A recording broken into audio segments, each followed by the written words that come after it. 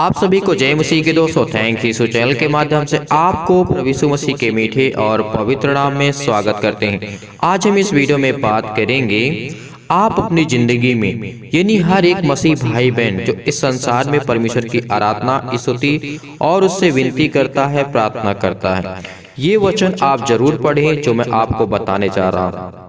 अगर आप अपनी लाइफ में 5 ऐसे पाप अगर करते हैं तो प्रभु आपकी प्रार्थना का उत्तर नहीं देगा, यानी आपका जो प्रार्थना है परमेश्वर नहीं सुनेगा। तो बने रहे हमारे साथ, वीडियो के अंत तक हम आपको बताने और समझाने की पूरी कोशिश करेंगे कि परमेश्वर का उद्देश्य क्या है, परमेश्वर हमें क्या सिखाना चाहता है। तो फर्स्ट हमारा पहला पॉइंट होगा, इससे पहले अगर आपने अभी तक इस चैनल को सब्सक्राइब नहीं किए तो मैं आपसे रिक्वेस्ट करता हूं कि आप इस चैनल को सब्सक्राइब कर लें, ऐसे ही वीडियो देखने के लिए और समझने के लिए और सीखने के लिए परमेश्वर के वचन को। तो चलिए हम आज का जो हमारा पहला पॉइंट होगा, हम बात करेंगे परमेश्वर की खोज करना।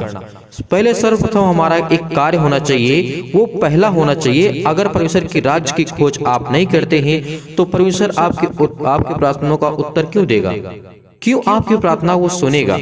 तो पहला आप पॉइंट विशेष ध्यान रखिएगा कि परमेश्वर की खोज करना। जैसे हम पढ़ते भी हैं मत्ती रचित सुसमाचार अध्याय 6 और वचन नंबर 33 में यहाँ पे लिखा है, इसलिए पहले तुम उसके राज और धर्म की खोज करो तो जो संसार की जो वस्तुएं हैं तुम्हें मिल जाएंगी। परमेश्वर ने कहा है कि पहले तुम मेरे राज्य की, धर्म की खोज करो, तब मैं तुम्हारे प्रार्थना का उत्तर दूंगा और जो तुम प्रार्थना में मांगते हो तो वे तुम्हें सब वस्तुएं मिल जाएंगी। परमेश्वर ने हमें वचन में कहा है। और चलते हैं दूसरे पॉइंट की ओर।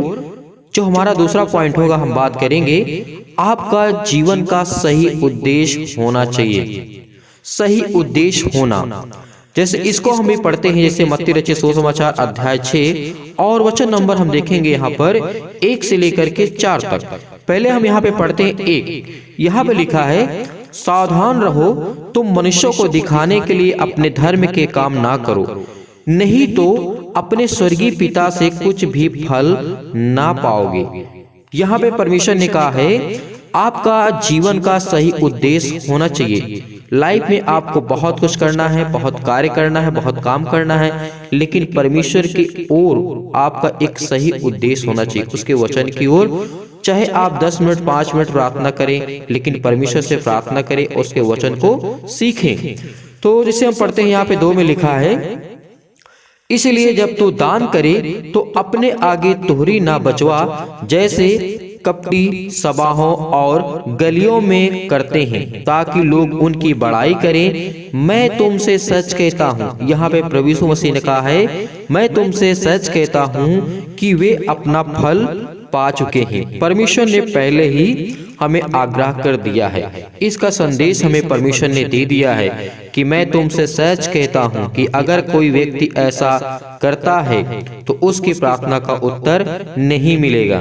तो जैसे हम तीसरा वचन पढ़ते हैं, यहाँ पे लिखा है, परंतु जब तू दान करे तो जो तेरा दाहिना हाथ करता है उसे तेरा बायां हाथ न जानने पाए। परमेश्वर ने कहा है तुम इतनी खामोशी से प्रार्थना करो, विनती करो और मेरे वचन पर ध्यान रखो और विश्वास करो, तब मैं तुम्हारी प्रार्थना का उत्तर दूंगा और तुम्हें जवाब दूंगा। अगर आप अपनी लाइफ में ऐसा नहीं करते हैं तो परमेश्वर आपकी प्रार्थना का उत्तर नहीं देगा। तो जैसे हम चौथा पॉइंट यहाँ पे पढ़ते हैं, लिखा है चौथा वचन, ताकि तेरा दान गुप्त रहे और तब तेरा पिता जो गुप्त में देखता है तुझे प्रतिफल देगा। परमेश्वर ने यहाँ पे कहा है कि जो हमारा पिता है गुप्त में हमें देखता है, वो हमें गुप्त में प्रतिफल देगा, हमें आशीष देगा। कब? जब परमेश्वर के वचन को हम सीखेंगे, प्रार्थना करेंगे, तो प्रार्थना के द्वारा परमेश्वर हमको आशीष देगा। आइए हम देखते हैं तीसरा हमारा जो पॉइंट होगा, इस पे विशेष ध्यान रखिए कि परमेश्वर ने हमें क्या कहा है और किस बात को ना करने के लिए परमेश्वर ने हमें आज्ञा दी है। जैसे हमारा तीसरा पॉइंट होगा, दूसरों को माफ करना। अगर ये आप अपनी लाइफ में नहीं करते हैं तो परमेश्वर आपकी प्रार्थना का उत्तर क्यों देगा। जब आप दूसरे के माफों को गलतियों को माफ नहीं कर सकते हैं तो परमेश्वर आपको क्यों माफ करेगा। तो जैसे हम पढ़ते हैं मत्ती रचित सुसमाचार अध्याय 6 और वचन नंबर 14 में लिखा है, परमेश्वर ने यहाँ पे कहा है, इसलिए यदि तुम मनुष्य के अपराध क्षमा करोगे तो तुम्हारा जो स्वर्गीय पिता है तुम्हारे भी अपराधों को वो क्षमा करेगा।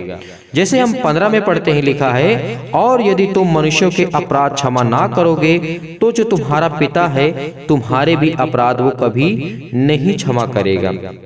तो जैसे देखते हैं, हमारा चौथा पॉइंट होगा, हम बात करेंगे चिंता न करना। परमेश्वर ने कहा है कि चिंता ना करना अपने लाइफ में, जीवन में। तो इसीलिए कितनी भी तकलीफ आए, मुसीबत आए, मानता हूं इंसान का जीवन है तो इसमें तकलीफ और दुख हमेशा आते रहेंगे, लेकिन उसके लिए परमेश्वर ने अपने बेटे को भेजा है कि उसके नाम से जो प्रार्थना करेंगे, विनती करेंगे, मैं उसको चंगा करूंगा, उसके हर दुख को, तकलीफ को, मुसीबत को देखूंगा। तो इसीलिए कहते हैं परमेश्वर की चिंता ना करना। तो इसके लिए जैसे हम पढ़ते हैं इसी पुस्तक में मत्ती रचित सुसमाचार अध्याय 6 और वचन नंबर 31 में लिखा है, इसलिए तुम चिंता करके यह न कहना कि हम क्या खाएंगे या क्या पिएंगे या क्या पहनेंगे। परमेश्वर ने हमें यहाँ कहा है कि ये चिंता करके कभी न कहना, क्योंकि आपका पिता, आपका प्रभु अभी है, जिसकी तुम सच्ची आराधना करते हो वो जिंदा खुदा है। इसीलिए परमेश्वर ने कहा है तो मुझसे प्रार्थना करो, मैं तुम्हें हर वो एक वस्तु जो संसार में तुम्हें जरूरत है हर एक चीज दूंगा। तो इसके लिए आपको क्या करना होगा, पहले परमेश्वर से खुशहाल मन से प्रार्थना करना होगा, चिंतित मन से नहीं, खुश होकर के परमेश्वर से प्रार्थना करना होगा, भले आप दुख में क्यों ना हो। तो इसीलिए आप परमेश्वर की बातों को विशेष ध्यान दीजिएगा कि परमेश्वर क्या कहता है। तो जैसे हमारा लास्ट पॉइंट होगा, हम बात करेंगे जो हमारा 5वां पॉइंट है, दोष मत लगाना। कभी किसी के लाइफ में, किसी की जिंदगी में कितना बड़ा क्यों ना कार्य किया हो आपके विरुद्ध, आपके विरुद्ध कितना भी बड़ा कार्य क्यों ना किया हो वो व्यक्ति, लेकिन उसके ऊपर कभी दोष छोटा मत लगाना, आरोप मत लगाना, उसको माफ करना परमेश्वर ने कहा है। तो इसीलिए जैसे हम पढ़ते हैं मत्ती रचित सुसमाचार अध्याय 7 और वचन नंबर 1 में, यहाँ पे परमेश्वर कहा है, दोष मत लगाओ कि तुम पर भी दोष ना लगाया जाए। परमेश्वर ने यहाँ पे एकदम क्लियर किया है कि अगर कोई व्यक्ति किसी दूसरे व्यक्ति के ऊपर आरोप लगाता है, झूठा दोष लगाता है, तो परमेश्वर उसकी प्रार्थना का उत्तर कभी नहीं देगा। तो इसीलिए परमेश्वर ने कहा है, दोष मत लगाओ कि तुम पर भी दोष ना लगाया जाए। जैसे हम 2 में पढ़ते हैं, क्योंकि जिस प्रकार तुम दोष लगाते हो उसी प्रकार तुम पर भी दोष लगाया जाएगा, और जिस नाप से तुम नापते हो उसी नाप से तुम्हारे लिए भी नापा जाएगा। परमेश्वर ने कहा है कि जिस व्यक्ति के करियर में, जिस व्यक्ति के जीवन में आप जैसा कार्य करेंगे तो परमेश्वर आपके लिए भी वैसा कार्य करेगा, आपके जीवन में भी परमेश्वर वैसा ही कार्य करेगा।